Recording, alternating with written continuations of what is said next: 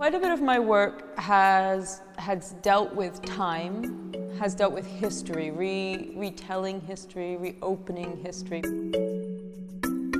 But when I say history, I'm a little bit off because for the most part I've worked with a time period that's relatively close to my life, perhaps maybe paralleled my childhood. For this project, I ended up traveling much, much further back to a period of time when a form of theatre emerged in around the 1500s, the Commedia dell'Arte.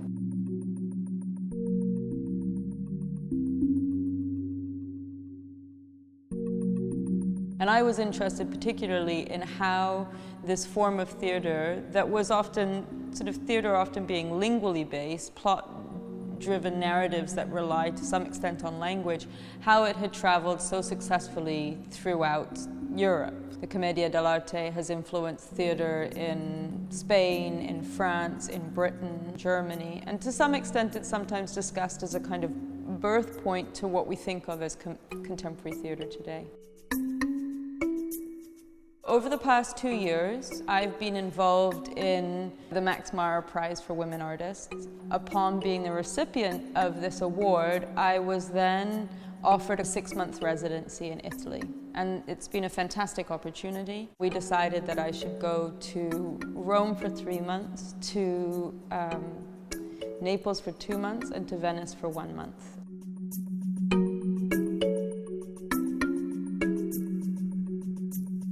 The work that you see here is sort of a production that follows that period of research.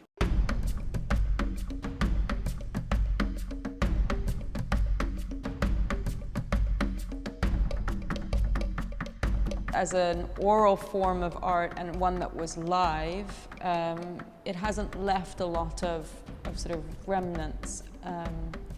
And those remnants which it has left, they need to be reinterpreted across many different centuries. And I think one of the things that came out in this work was a kind of play with trying to build these objects into figures, this kind of tension between things that are alive and things that are frozen. So there are certain figures made very simply in sort of rudimentary ways. They are figures built out of objects that denote qualities of the human form, and sometimes they're frozen in positions that sort of have action implied to them, but they're fixed.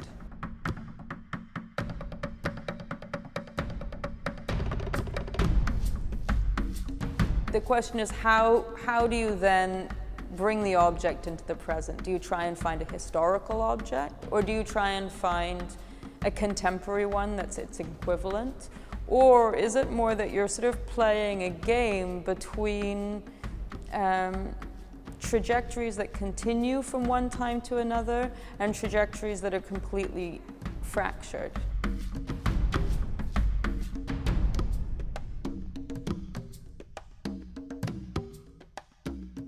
I worked with a collection of acrobats to make a video. That was partly because in some of the eyewitness testimonies of the Commedia dell'Arte, there are these amazing descriptions of the spectacular use of the body in the Commedia pieces. There are some amazing acrobatic feats that happen, and I thought that these physical feats crossed differences in language. La parola performance cambia di significato. Non esprime più la mera esecuzione di un comando, ma comincia a portare con sé anche l'illusione e l'inganno.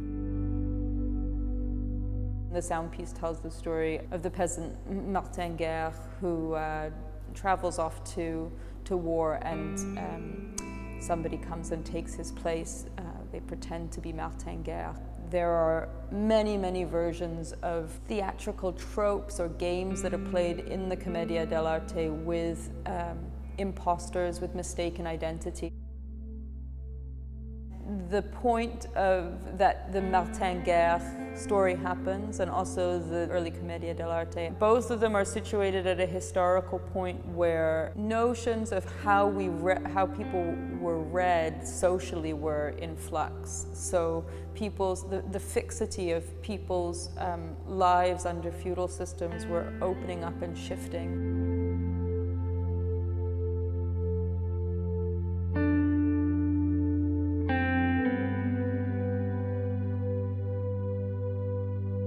I wanted to restructure the balance. I wanted to give more time to objects, and I think that's something that has happened here, and it's been really fantastic.